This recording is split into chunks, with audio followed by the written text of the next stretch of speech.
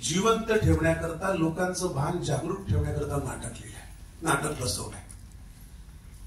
आणि आपले Peter Brooke ज्यांच्याबद्दल चंद्रकांत कुलकर्णी सरांनी फार मोठा चांगला उल्लेख त्या पुस्तकात केला आहे, तो खरंच उचित आहे.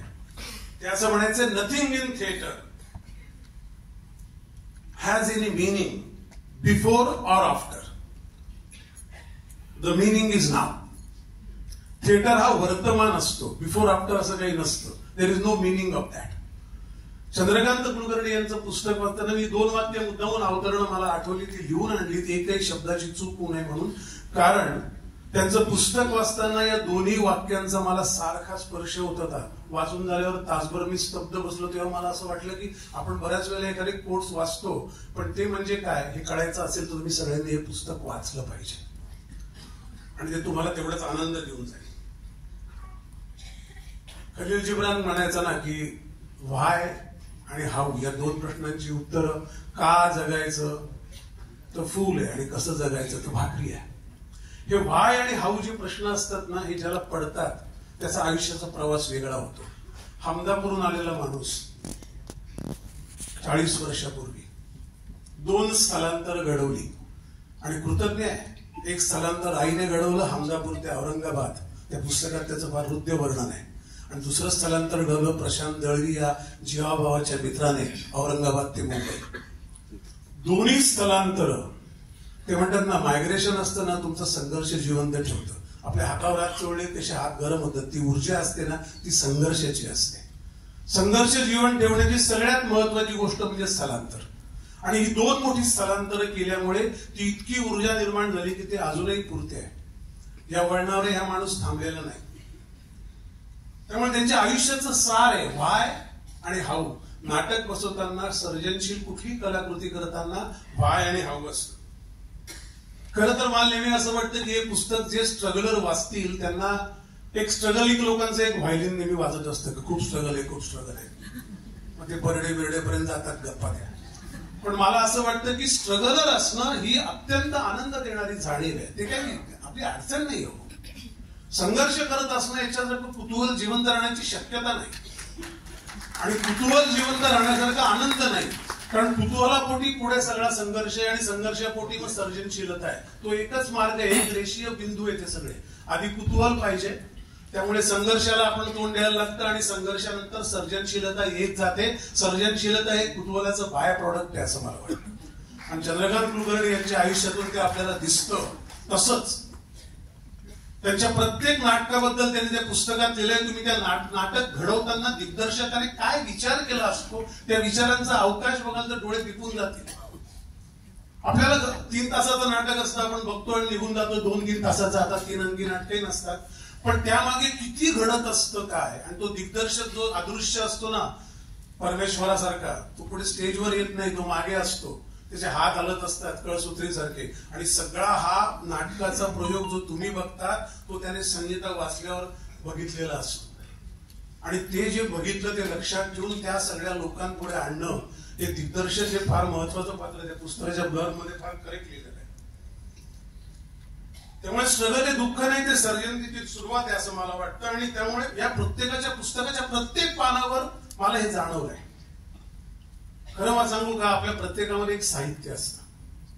साहित्य म्हणजे सामान्य अशा अर्थाने नाही म्हणत मी, लिटरेचर अशा अर्थाने म्हणतो. प्रत्येकाच्या मनात एक साहित्य असतं. आता हे साहित्याचा शोध घेत राहणं ते फक्त कुतूहलाचं बोट धरून शक्य आहे.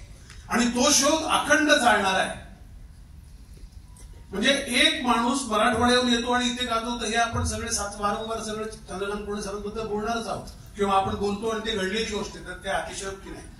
मला ते सगळे जी ताण आहे कुतूहलाचे, ते सगळे जे विभ्रम आहेत, ते सगळे तोल आहेत, ते सगळं भान आहे, ते या 40 वर्षात अखंड जिवंत ठेवण्याची जी ताकद आहे ना, ते फार विलक्षण कसं आहे. आणि हे कसं बसणारे कलावंत कमी असतात. त्याबद्दल चंद्रकांत कुलकर्णी सर तुम्हाला शतशः सलाम. कारण ते कुतूहल जोपर्यंत आहे तोपर्यंत ते ट्रॅक्शन आहे आयुष्यात, तोपर्यंत पुढे जाण्याची गंमत आहे, तोपर्यंत संघर्षाच्या नवीन जागा आहेत. त्यामुळे चंदूने ते ओळखलं चंद्रकांत कुलकर्णी सरांनी, आणि ते लिटरेचरचा अखंड शोध सुरू आहे. आणि त्यातले 3 लेख आहेत. आषाढ बार म्हणून, कोकणी म्हणून भक्ती बर्वेंवरचा लेख आहे, आणि नाटक निवडताना हा लेख आहे. बाकी नाटकांचे सगळे तुम्ही लेख वाचाल, पण हे 3 लेख वाचताना मी ते 3 लेख नंतर परत झोपायच्या आधी पहाटे एकदा वाचले, तेव्हा माझ्या लक्षात असं आलं की हे कम्प्लीट सिलेबस आहे. सर्जनशीलतेचा सिलेबस मी आजपर्यंत कधी वाचला नव्हता. मी पण थोडाफार किंचित लेखक आहे. सर्जनशीलतेचा सिलेबस लिहिणं फार अवघड आहे. आणि एखादी क्रिएटिव्हिटी ही कशी जन्माला येते, त्याच्या धारणा काय असतात, चौकटी काय असतात, कुठल्या शक्यता असतात, याचं इतकं छान त्या 3 लेखांमध्ये वर्णन आहे. पोकळी लेख जरी भक्तिवर्गांच्या जाण्याबद्दल असला, थोडा त्याला एक सावट असलं दुःखाचं, तरी एक आतडं किती जोडलेलं असतं दिग्दर्शकाचं आपल्या नटाशी, नटाला तो घडवतो.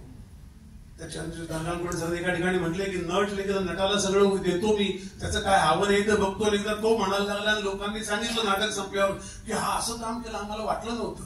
झालं, मला माझी पोस्ट मिळालेली असते, मी आनंदून जातो. सारखं काहीतरी देणं ही फार मोठी गोष्ट आहे. चंद्रकांत कुलकर्णी सरांनी आयुष्यभर केली. 1988 ते 2023 असं 35 वर्षाचा इथला एकूण 40 वर्षाचा कालखंड, 69 नाटकं दिग्दर्शित केली. आणखीन काही एकांकिका आहेत, काही प्ले आहेत, टेलिप्ले आहेत, काही व्हिडिओ प्ले आहेत. 25 नाटककारांबरोबर काम केलंय. अगदी मागच्या म्हणजे 60 वर्षांचा नाटककारांचा इतिहास जर असेल तर त्यांनी 60व्या वर्षीपूर्वीच्या नाटकावर काम केलंय. आता पण नवीन नाटकावर काम केलंय. ही रेंज असलेला आता एकमेव माणूस आहे रंगभूमीवर. म्हणजे खरी तर या रंगमंचावरची एकच जागा त्यांची आहे. आणि त्याच्यात मला सगळ्यात ते वाचताना काय वाटलं, बऱ्याच वेळेला काय होतं की आपण जेव्हा स्वतःबद्दल सांगितलं, आत्मचरित्र नाही, नाट्य प्रवास वर्णन आहे, पण आपण लिहिताना कदाचित आपल्याबद्दल जास्त लिहित जातो. मला माहित नाही, एक आदिवासी लोक आमच्या सातपुड्यातली, त्या आदिवासी लोकांमध्ये ज्या तिथीमध्ये मी असतो ना, त्या तिथीला बांबू तोडत नाही. म्हणजे पंचमी, सप्तमी, अष्टमी, नवमी त्याला बांबू तोडत नाही. कारण त्यांचं असं म्हणणं आहे, त्यावेळेला बांबू तोडला तर तो पिसतो, त्याची बासरी होत नाही. मला चंद्रकांत कुलकर्णींची जन्मतारीख माहिती आहे, तिथी माहित नाही, पण ती नक्कीच पंचमी, सप्तमी, अष्टमी, नवमी, दशमी नसेल. कारण हे सगळं जे लिहिलंय हे मीपणा शिवाय लिहिलेलं आहे. आपल्या आयुष्याकडे तटस्थपणे पाहताना अनेकांच्या तोंडावर आयुष्यावर जोड टाकत राहणं ही स्वतःला विसरण्याची एक प्रक्रिया आहे, आणि ती फार कमी लेखकांमध्ये असते. म्हणजे मी माझ्या प्रवासाचं लिहिताना मी इतरांवर जोड टाकत जातो आणि मी तटस्थपणे कोपऱ्यात उभा असतो. इतका निगर्मीपणा, इतकं त्याच्यापासून आलूप असणं, तटस्थ असणं आणि मीपणा न येणं हे पुस्तकाचं अजून एक वैशिष्ट्य. म्हणजे एखाद्याच्या चिंतनात माणसं असणं फार दुर्मिळ असतं. चंद्रकांत कुलकर्णी सरांच्या चिंतनात कायम माणसं आहेत. हे जे 35-40 वर्षाचा कालावधी पुस्तकाचा, या 300 कलावंतांसमोर काम केलेला माणूस आहे. एक अख्खा रंगभूमीचा कॅनव्हास डोक्यावर घेऊन फिरणारा माणूस, एखाद्या प्रभावळीसारखा. आणि कुठेही त्याचा उदो नाही, कुठेही त्याचा मीपणा नाही, कुठे त्याचं आपल्याला बोचणारं असं त्याचा हे नाही, प्रदर्शन नाही. म्हणजे त्यांना जर तुम्ही आता कधीतरी गप्पा मारताना पुढच्या कार्यक्रमात प्रश्न विचारले, एक एक सांगायला लागले, तुम्हाला लक्षात येईल की आपण रंगभूमीचा अख्खा इतिहासच बघतोय. आपण निर्मात्यांना भेटतोय, दिग्दर्शकांना भेटतोय, त्यांच्या नटांना भेटतोय, अभिनेत्रींना भेटतोय, लेखकाला भेटतोय, नेपथ्यकाराला भेटतोय, प्रकाश योजनाकाराला भेटतोय. ही सगळी माणसं त्या प्रसंगातून ते उभं करतात आणि एक आपल्या मनात चित्र उभं राहतं. त्यातली काही माणसं आता हयात नाहीत, पण ती काय असतील याचा अंदाज येऊ शकतो. त्या वाळूवर उमटलेल्या पावलावरून कळतं ना इथून कोण चालत गेलंय. फक्त ती पावलं उमटवणारा कलाकार हवा. चंद्रकांत कुलकर्णी ते कलाकार आहेत. मला नेहमी असं वाटतं की एक त्या पातंजली योगामध्ये ना एक अशी म्हणणं आहे की मूलाधार जर तुमचा जागृत नसेल तर उत्थान शक्य नाही, अशी एक योगाबद्दलची प्रक्रिया आहे. मला नेहमी असं वाटतं की चंद्रकांत कुलकर्णी म्हणजे कर्म असतं आयुष्यात, कर्मफल असतं आणि कर्ते पण असतं. हे 3 घेऊन काय आपण जन्माला येत नाही.